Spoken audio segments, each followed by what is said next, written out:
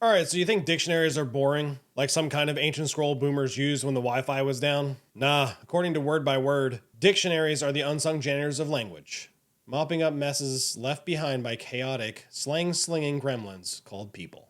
And if you've ever argued about the word irregardless at Thanksgiving, buckle up, you're the reason this book exists. Kory Stamper, a lexicographer at Merriam-Webster Dictionary, kicks this off like a backstage pass to a rock concert that is language. Lexicographers are basically roadies of English, lugging around syntax, plugging in context, and making sure words don't trip over themselves. So what even is a word? Spoiler, there is no high council of word gods handing out definitions. If people use a word and others understand it, it's a word, even if it sounds like a sneeze. Take irregardless. It's not in the dictionary because it's correct.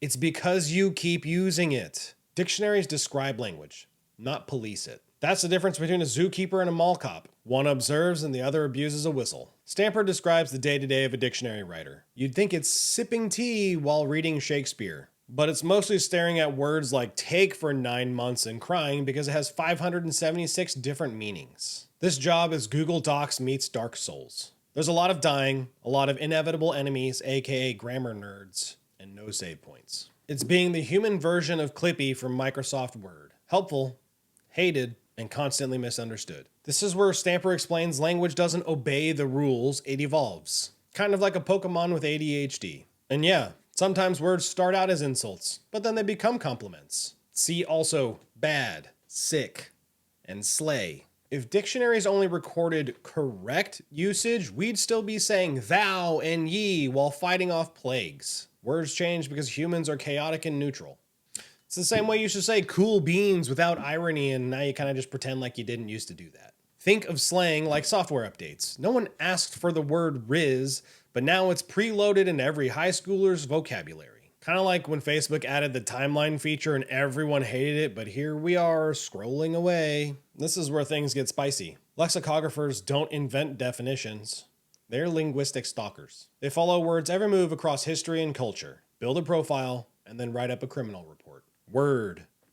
Suspected of entering the language in 1375. Seen loitering in poetry, and now seen on TikTok. This is slow, deliberate, obsessive work. Think CSI, but the victim is meaning. It's kind of like the first time you heard the word bet when someone was agreeing with you. Kory dives into those small words that do big work. Prepositions, conjunctions, articles, aka the Starbucks baristas of language. Underpaid, overworked, and ignored until they mess up. These tiny words carry ridiculous weight.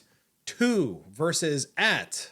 Completely different meanings. Change the preposition and suddenly your talk with the boss changes to talk at the boss. Congratulations, you're fired. They are the NPCs of grammar.